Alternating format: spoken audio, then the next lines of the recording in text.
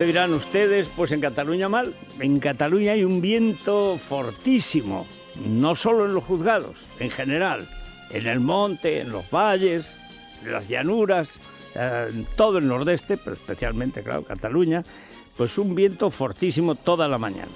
Va a haber nubes, en Cataluña menos, porque el viento se las llevará. Allí se lo llevan todo, hasta las nubes. Bien. Y donde no haya ese viento tremendo, por ejemplo, en Galicia, en el Cantábrico, en los Pirineos, bueno, pues ahí va a llover, incluso en las zonas altas, a nevar. En Castilla la Vieja, pues nieblas matinales, y en León, y en Aragón, y en Toledo, y en Jaén, pues lo lógico, lo habitual, y en Albacete, naturalmente, tierras altas, pues niebla matinal. A mediodía despejará. Pero tengan cuidado los conductores. Temperaturas que empiezan a cambiar. En Madrid ahora tenemos 1 grado, llegaremos a unos 12 grados. En Canarias la máxima, como todos los días, 20 grados, Las Palmas de Gran Canaria, Santa Cruz de Tenerife, y la mínima 4 bajo cero en León.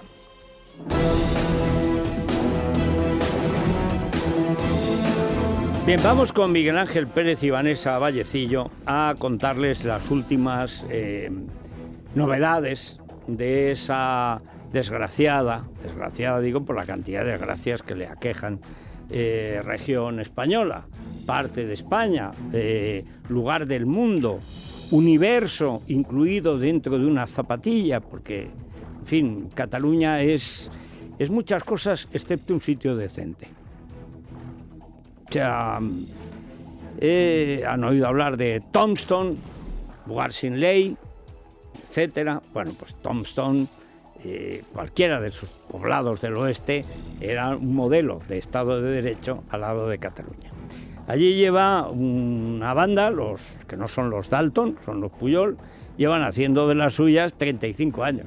El resultado es que no hay sheriff, bueno, prácticamente todo es vicio, todo es corrupción, el juez no quiere aparecer, cuando aparece dice que se va a Dodge City, que está mal, pero mejor que Tombstone está, y bueno. Ayer apareció el auténtico, o sea, ayer apareció Pujol, o sea, Jordi Pujol Soley, el hombre que ha mandado en Cataluña y en España durante 35 años. En el año 80, o sea, hace 35 años llegó al poder. Desde entonces, todo el poder en Cataluña ha sido suyo. Antes ya tenía mucho. A través de Banca Catalana, estafó a todo el mundo, pero compró muchos medios de comunicación y políticos, etcétera. Pero sobre todo después, todo fue suyo. Y en Madrid se hacía lo que fuera, pero siempre con Pujol. Nada contra Pujol, todo con Pujol. El resultado, bueno, pues una Cataluña en un proceso de separatismo acelerado, una Cataluña destruida, es decir, rota, partida por la mitad, sin ninguna expectativa de arreglo, porque, claro, tanto se roba y tanto se tapa, que llega un momento en que la cosa no puede funcionar. Pero de vez en cuando, como está pasando con este fin de España, que está siendo triste, porque, hombre, el Estado-nación más antiguo de Europa, 500 solo contando desde los Reyes Católicos, 2000 años de civilización romana y cristiana, que se vaya a freír espárragos, hombre, es triste, ¿verdad? Ahora, entretenido, el fin de fiesta está siendo. Ayer aparece Pujol. La última vez que lo vimos discursear fue en torno a las rodillas inmarcesibles de Susana Griso. Susana Griso, que al fin y al cabo es sobrina del hombre de Filesa, de la financiación ilegal del PSC, Sala, el hombre al que metieron en la cárcel por lo de Filesa, por la financiación ilegal de los socialistas catalanes, y al salir de la cárcel lo hicieron jefe de formación de los cuadros del partido, para enseñarles buenas mañas a los militantes. Esto no es ninguna broma, esto es así.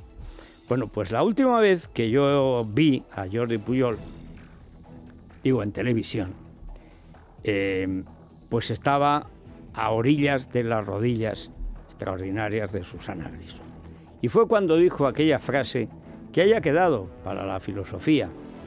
O sea, nunca te bañarás 2 veces en en el mismo río, Pantarrey, dijeron otros, Pantarrey, y él, ¿qué coño es la UDEF? Bueno, pues, ¿qué coño es la UDEF? Pues ayer volvió a hablar Pujol, apareció para explicar, por fin, ahora sí, de verdad, el origen de su fortuna. Ya su fortuna es tan grande que casi lo de menos es el origen. Ya con conocer sus límites sería verdaderamente, en fin, extraordinario. Pero en realidad la fortuna de Pujol no tiene límites en el mundo. Y además, como no estaba la Griso, pues estuvo desabrido, estuvo ni siquiera injuriar a alguien. Dio unas explicaciones que yo trataré de traducir del politiqués, primero del pujolés al catalán, del catalán al español y del español al algo. Y entonces ahí, a ver si yo creo que he entendido bien lo que dice el patriarca de esa dinastía a cuyo lado Alí Baba es la Madre Teresa de Calcuta. Fue a decir de dónde viene el origen de su inmensa, gigantesca fortuna. La mayor fortuna atesorada en la política europea del este y del oeste en los últimos 35 años. Sentó don Jordi, yo no sé si a pegarle al juez, a contestarle y tal. Iba con la señora ya ni le habló al juez. Suerte tuvo que no le dio un bolsazo. Ahora, atención a las declaraciones de Ubú, presidente. El origen de su fortuna en el extranjero a la herencia de su padre sin aportar ningún documento. En su declaración de 2 horas ante la juez ha afirmado que ocultó el dinero para no dañar su imagen porque tenía miedo de la repercusión mediática y que lo confesó en julio por un problema. Según Pujol, su padre Florenci llevó la herencia con un gran secretismo y el dinero lo administró un amigo de la familia ya fallecido, Delfí Mateu, que fue encausado en el caso Banca Catalana. Marta Ferrusola se acogía a su derecho a no declarar. Sus 3 hijos, Mireia, Pera y Marta, negaban tener cuentas en el extranjero. En la comisión de investigación del Parlamento catalán, un coronel de la Guardia Civil, José Matas Zapata, ha confirmado los viajes a Andorra de Marta Ferrusola y de sus hijos en coche oficial y acompañados de escolta. Los viajes se realizaron cada 2 o 3 meses entre los años 1991 y 1997. El agente dice que no los investigaron porque nadie podía pensar que el dinero fuera sucio. En los juzgados, la familia Pujol era recibida entre abucheos y gritos de chorizos, ladrones y corruptos. Jordi Pujol señalaba que lo único que tiene que decir se lo dirá al juez.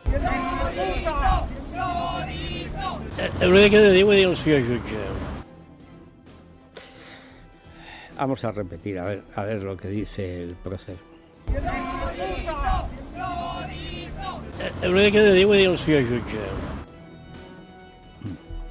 Vamos a ver, Pablo Planas, buenos días. Buenos días, Federico.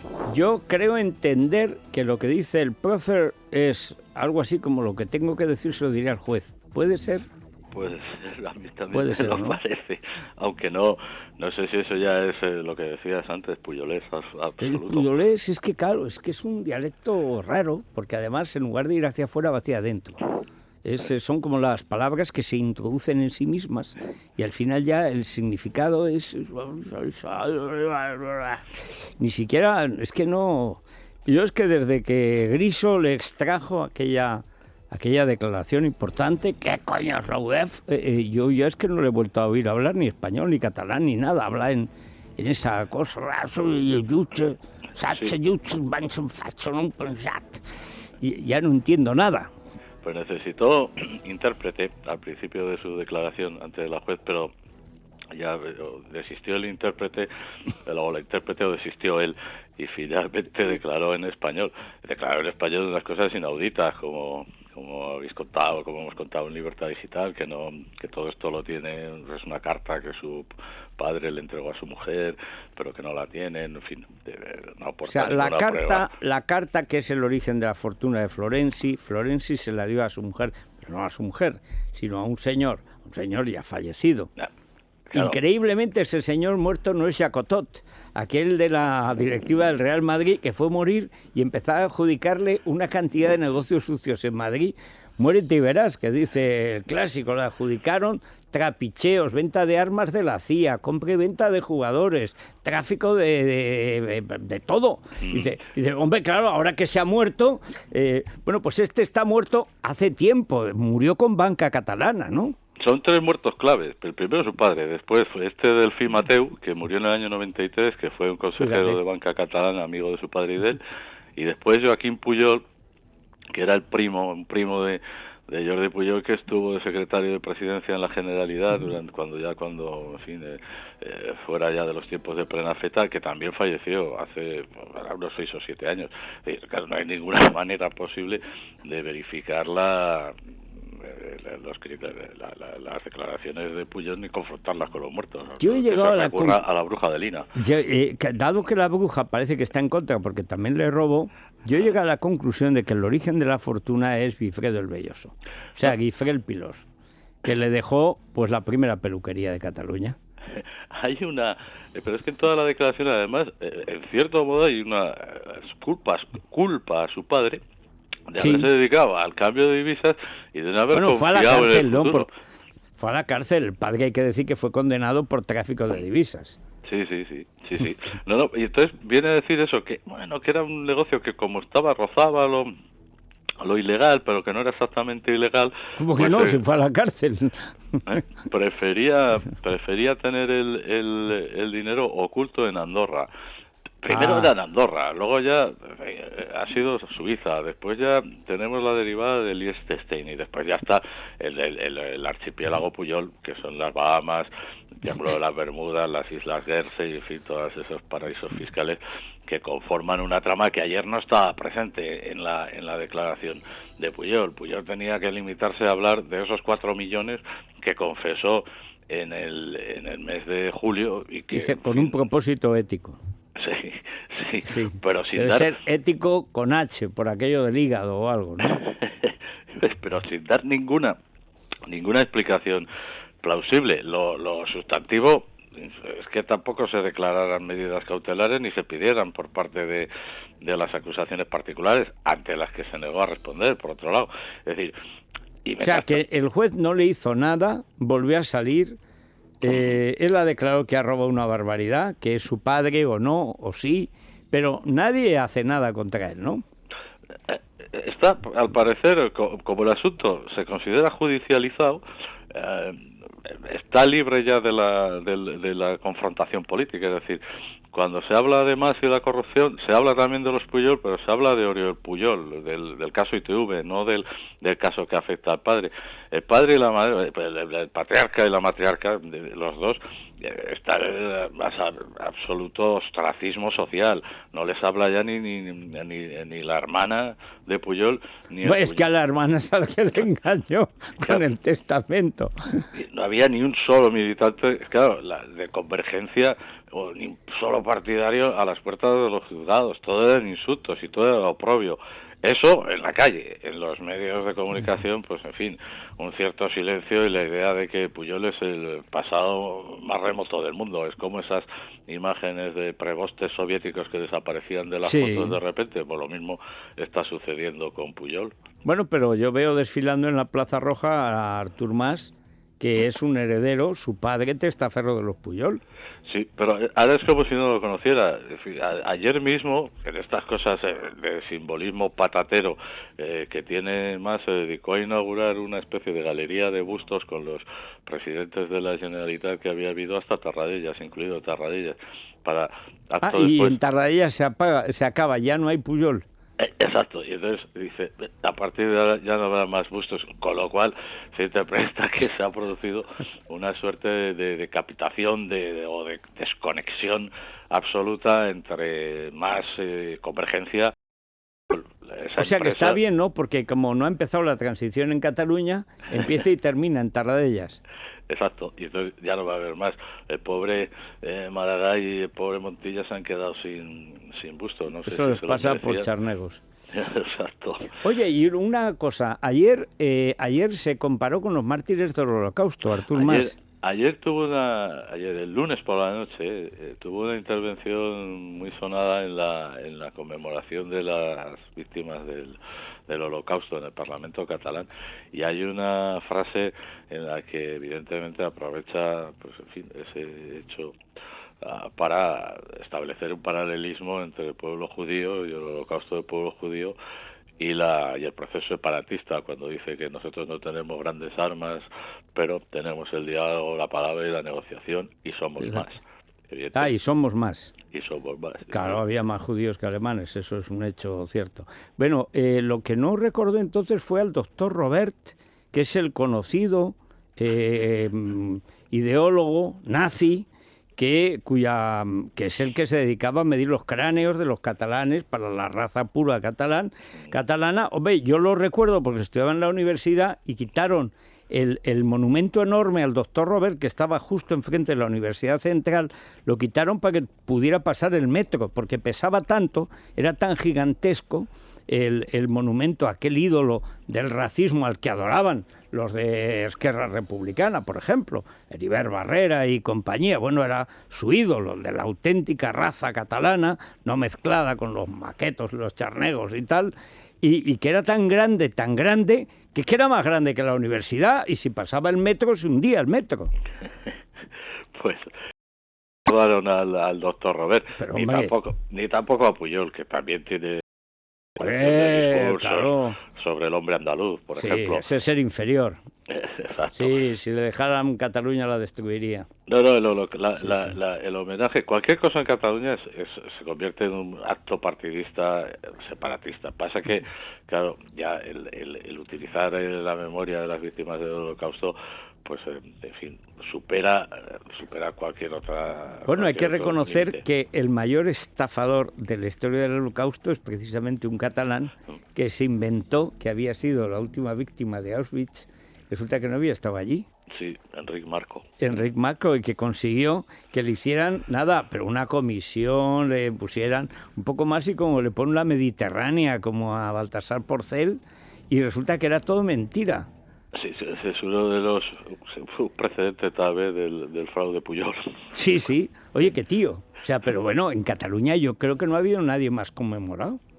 Enric Marco condecorado, premiado, pagado, y era todo mentira. Y porque es que además vinculaba esa historia de Auschwitz y de los campos de concentración con el exilio republicano. Sí. Y hacía un conjunto perfectamente presentable para toda aquella operación de la memoria histórica, que fue cuando aquel señor tuvo más éxito, claro, más predicamento en Cataluña. La barrecha era monumental. Bueno, Pau, pues nada, que vas y ves. No me digas eso. No, bueno, Pablo, quiero decir que, en fin, es que vamos a hablar ahora, hoy el país una súbita alteración térmica.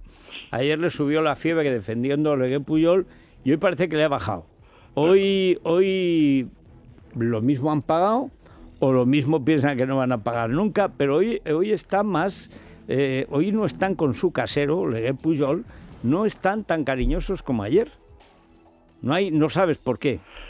En la edición en Cataluña del País está muy pequeña, en portada aparece en una pequeña media columna en la parte inferior de la portada, con lo cual tampoco le dan un gran despliegue a ese asunto. Aquí nos han vendido la historia de Monedero, que sinceramente, comparado con los Pujol, le queda mucho, le falta aún. Ahora estamos en el Monedero, el otro es el billetero. Dale tiempo. Ahora, maneras apunta, ¿eh? Sí, eso parece. Bueno, Pablo, muchas gracias. A ti, un abrazo. Bueno, vamos a continuar con Oleguer Pujol. Oleguer Pujol es el que diría un malévolo, por ejemplo, un argentino malevo, diría: lo que pasa es que compró el silencio de Prisa sobre su corrupción, comprándolos las sedes, por miles de millones, alquilándosela, cobrándole o no el tal, y a cambio lo trataban muy bien. Y debo decir que en esta ocasión el malevo argentino no iría muy descaminado, porque efectivamente compró las sedes de Prisa y los de Prisa siguieron allí. Si esto fuera nuestro, Miguel Ángel, y alguien nos lo comprara y nos lo pagara y siguiéramos haciendo lo mismo, oye, pues le teníamos un cierto afecto. Hombre, claro. Es decir, mira, el tío Ahora, luego defenderlo editorialmente sería difícil. Más complicado. A ver, ¿cómo lo hace el país ahora? Pues mira, por ejemplo, el diario El País, que Oleguer, recordamos, dijo que solo tenía 1,1 millones de euros, al juez 1,5 y al fisco 89 millones de euros. Pues el diario de Prisa publica hoy... Él mismo dijo de las tres cosas. Exacto, las tres cifras. Tenía 1,5 y 89. Y 89 millones de euros, pues el diario de Prisa publica hoy un editorial, como decías, titulado Pujol en estado puro, en referencia al expresidente catalán, donde afirma que sus mediocres escapismos no invalidan su presunción de inocencia en el ámbito judicial. Un momento, presunción de inocencia. Sí. Claro. Lo defiende un poco. Pero otra cosa es que fuera Esperanza Aguirre, pero Pujol ante todo, presunción de inocencia. Exacto. Sí. Presunción de inocencia en el ámbito judicial, eso sí, como ciudadano español que es. Además se pregunta... ciudadano español no es. A lo que le conviene, ¿no? Exacto. Y además todo el dinero lo tiene fuera. O sea, me dirás dónde está el patriotismo. Y además también se pregunta en este editorial el diario El País si la República Catalana llevará la marca de la miseria moral asociada al apellido Pujol. Bueno, eso va a depender de lo que el país, que es parte de ese tinglado, decida, ¿no? Exacto. Oye, ¿cómo lo hace Cebrián? O sea, se lo lleva de todas partes y encima da clases de ética. Al contado, al por menor, al por mayor, al detalle. Bueno, vamos ahora con Podemos, los que venían a limpiar España de la suciedad de la casta. Menuda casta. Hacienda investiga los cobros de Juan Carlos Monedero de regímenes bolivarianos, mientras la Universidad Complutense de Madrid se ha limitado a abrirle un expediente informativo para estudiar si ha incurrido en incompatibilidad de funciones. Montoro dice ahora que es deplorable utilizar una empresa para esconder retribuciones personales. Según el diario El País, casi todo el expediente académico de Monedero es falso. No ha sido profesor invitado en la Universidad de Humboldt en Berlín, ni profesor visitante de la Universidad Iberoamericana de Puebla en México. Ninguno de los centros le conoce. Luis Alegre de Podemos restaba importancia al expediente de Monedero en la Complutense. Escuchamos a Montoro y a Luis Alegre. Yo como ministro de Hacienda lo que voy a decirle es que deploro el uso de sociedades profesionales para encubrir gastos que no son realmente reales. Si uno tiene una retribución de carácter personal, lo que no se puede es esconder detrás de una supuesta sociedad. Es una cuestión absolutamente de trámite normal. Ante cualquier cuestión, lo primero que hace una institución pública, como es lógico, una institución pública, es informarse. Sí, y después desinformarse. Tienen una jeta de acero, o sea, pero vamos a ver, señor Montoro, entonces, ¿por qué hay impuesto de sociedades en España? Una curiosidad, cuando estaba usted o su hermano en Montoro y Asociados, ¿pagaban como sociedad o era IRPF? No, por curiosidad.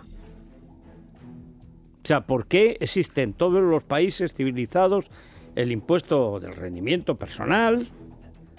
En España hay IRPF, que suena fatal, pero bueno, es lo que hay, y el impuesto de sociedades. O sea, ¿por qué?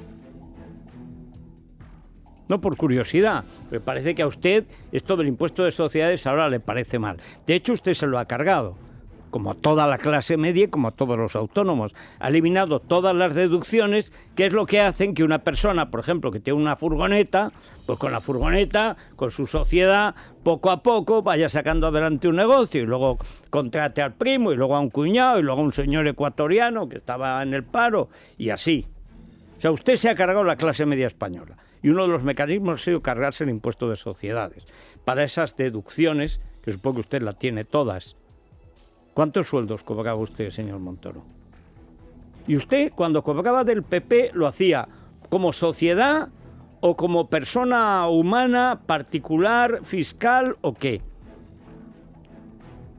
Pero usted, ¿cómo se atreve usted, que ha amenazado en el Parlamento a todas las personas en general, a los comunicadores en concreto, a los artistas en particular, a los productores de cine, de televisión y de lo que sea, y a cualquier ámbito económico que por lo que sea, y pienso lo peor, porque de usted pienso lo peor, y cuando digo lo peor es lo peor, usted que ha amenazado a toda España desde el Parlamento y que ha tenido 1 año y medio en la cárcel a Bárcenas, a su tesorero, usted cuando cobraba otro sueldo del Partido Popular, ¿lo cobraba como sociedad o lo cobraba como Montoro.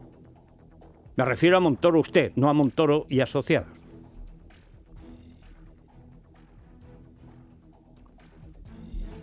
¿Usted sabe lo que significa Estado de Derecho? Que es que las leyes no son de Montoro, son del Estado. Ni son las que le apetezcan a Montoro, ni se persigue al que le tenga rabia a Montoro, sino al que la ley decida. ¿Por qué todo el mundo tiene sociedades? Y con esto, evidentemente, no estoy defendiendo a Monedero. Pero sí estoy defendiendo el impuesto de sociedades, que en todo el mundo, menos España, es un mecanismo para que la pequeña empresa salga adelante. ¿Me lo quiere explicar usted? ¿Usted qué me va a explicar, hombre, si usted no puede explicar su sueldo? ¿Cuánto ha cobrado usted de la política desde que lleva en la política? Y yo mea culpa, porque fui el primero que escribí sobre usted, cuando lo fichó Aznar. ¿Cuánto ha cobrado usted del partido, del gobierno y aledaños? ¿Lo puede explicar? No digo lo que dice en el Congreso, digo de verdad. ¿Por qué fundó Montoro y Asociados? ¿Y por qué su hermano lo dejó? ¿Qué es eso de que el impuesto de sociedades, si es para uno? Pues claro, el impuesto de sociedades es para una pequeña sociedad de un señor que tiene que poder deducir cosas necesarias para la empresa, porque no se lo gasta en el bingo, se lo gasta en la gasolina de la Renault Kangoo. Eso lo entiende usted. ¿Usted qué va a entender, hombre? Usted no ha trabajado en su vida. Es usted, señor Montoro, un peligro público. Es usted la garantía de que Podemos llegue al poder.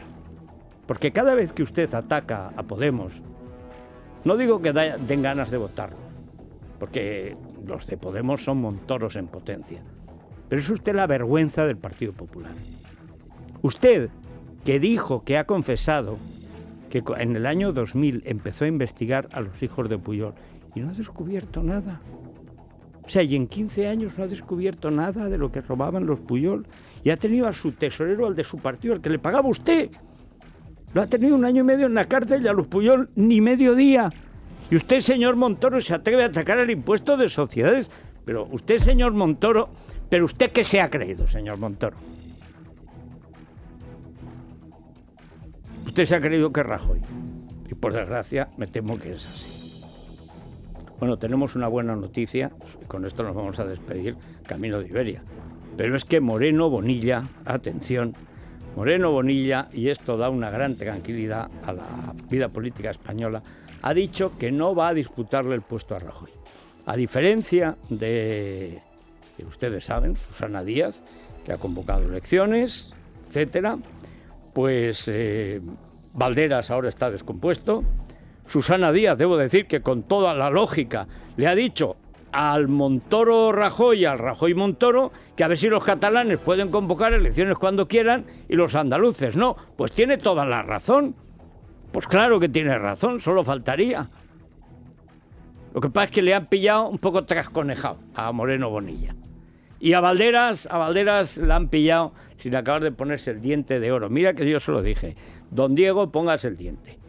Don Diego, póngase el diente porque los gobiernos los carga el diablo. Mañana lo disuelven a usted y no acaba de ir al odontólogo. No ha ido y ahora no sé qué se va a poner. Piedras del Guadalquivir. Una piedrecica del Ebro tampoco estaría mal. Pero es que Moreno Bonilla, diciendo que no va a aspirar, o sea, que no va a Madrid, a moverle la silla a Mariano. O sea, escuchen ustedes para despedirnos y luego nos vamos a Iberia y salimos zumbando hacia el lugar más lejano. Escuchen a Susana Díaz, a Diego Valderas y al incomparable, al líder máximo, al Arenillas Moreno Bonilla. Rajoy le dice a los andaluces lo que no tuvo valor de decirle a los catalanes. Es decir, cuando el señor Mas convocó elecciones, no le escuché al señor Rajoy decir cuándo las tenía que hacer. Y en cambio, cuando Andalucía, en su derecho, decide tener un debate propio, dice Rajoy que por qué no las unimos con otras elecciones. ¿Y por qué no las une él con las elecciones de Cataluña y nos ahorra unas elecciones en España? El compromiso pactado ha sido tirado a la basura. Y lo digo en esa expresión. Es decir, que no pretende ser dura, sino pretende reconocer una realidad de tirarse a la basura unilateralmente. Me quedo en Andalucía, lo digo públicamente. Yo haré mis reflexiones una vez que pasen las elecciones y si tengo que corregir errores, pues los corregiré y si tengo que seguir avanzando, seguiré avanzando. Yo, como he dicho muchas veces, yo he ido a Andalucía para quedarme y por tanto mi compromiso y mi proyecto es a medio y largo plazo.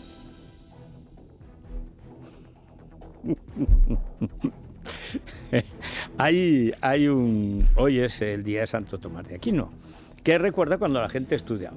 Este no, o sea, Moreno hizo un Master Gold en protocolo, ¿no? Sí. Que el protocolo es cómo limpiarle las botas a Javier Arenas para ascender y cómo limpiarle, la lengüeta de la botita a Celia Villalobos, de quien fue concejal toda su carrera política. Pero ha dicho que ha ido a Andalucía como si viniera de otro sitio. Es como si digo, yo he ido a Teruel, o menos será, yo vengo de Teruel. No, él ha ido. ¿Por qué? Porque es una generación perdida. Él está perdido en la nube del trinqué, del politiqueo y tal. Pero hay una generación encontrada que se ha inventado el Santander, que es a la que beca para que estudie. La generación encontrada es un hashtag. Hoy Santo Tomás de Aquino recuerda a todos los españoles que tienen una gran preparación y sin embargo, pues tienen que buscarse la vida muchas veces fuera de España, porque en España la Complu está llena de cadáveres, vivos y muertos. No se puede dar clase. O sea, un señor puede tener 2 carreras en Cambridge y en Harvard, no puede dar clase. O sea, va a disputarle el puesto a Monedero o a una momia que tengan ahí en anatomía. No puede ser, no puede entrar. Y hay muchos sitios de España donde parece que es que aquí no estudia nadie. Bueno, pues sí que estudia. Hay toda una generación que además, a diferencia de nosotros, que siempre pensamos que íbamos a vivir mejor que nuestros padres, esta es la primera generación que piensa que si viven solo un poco peor, ya será bastante. ¿O no, Miguel? Sí, la verdad. Exactamente. Que sí. Bueno, esa es la generación encontrada del Banco de Santander. Pues eso, si quieren decir, yo soy de la generación encontrada, a ver si me encuentra alguien. Bueno, pues hashtag generación encontrada. Y ya está. Y ya está. Y dicen, bueno, pues trending topic, chico, pues de menos nos ha hecho Dios. No, esta vez no es tonting topic, esta vez es trending topic, generación encontrada. Moreno no se encontrará nunca. Moreno se ha ido. Tiene un acto con Mariano Rajoy, además, que lo va a presentar. Se perderá. ¿Te apuestas a que no llega? Puede ser, el GPS. Bueno, Mariano temblando, diciendo, es que viene a moverme la silla. Aquí no. Nosotros con la generación encontrada y además vamos a hacer un vuelo con Iberia. Sí, además no nos vamos a ir de momento muy lejos porque hoy se inicia Fitur, una de las ferias internacionales de turismo más importantes a nivel mundial, donde Iberia dispondrá de un gran stand de 604 metros cuadrados en el pabellón 10. La aerolínea mostrará a los profesionales del sector todas las novedades de este año, entre las que destacan 13 nuevas rutas que ya están a la venta y que incluyen destinos como Florencia, Hamburgo, Budapest, Funchal, Palermo, Edimburgo, Manchester o Nápoles, entre otras, que no está nada mal. No está, pero que nada mal. Bueno, y en la tertulia, los oyentes, ¿cómo pueden participar? Recordamos que pueden llamar a nuestro contestador el 91 409 0503, 91 409 0503, en nuestro Twitter, @eslamanana de FJL, o en nuestro correo electrónico, eslamanana@radio.fm. Y la ganadora de hoy del lote de productos Lola, que sorteamos cada día, es Leonor Muyor, de Barcelona. Pues me alegra, Leonor. Mira, alguien por lo menos saca algo, un nombre real, auténtico, no es ni Guifrel Pilós, ni el Pujol, en